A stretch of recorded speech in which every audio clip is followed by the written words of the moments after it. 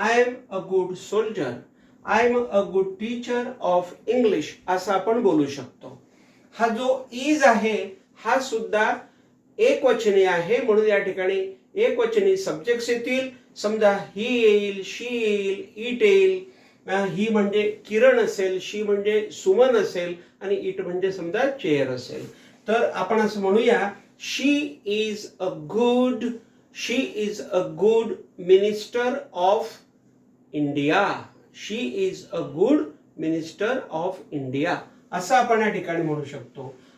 He is a good teacher of Marathi असं आपण म्हणू शकतो. बघा लक्षात घ्या, it is a good table which is helping me. हा चांगला टेबल आहे विच की जो मला मदत करत आहे. अशा प्रकारे आपण इजचा या ठिकाणी वापर करू शकतो. आता बघा, आर नाव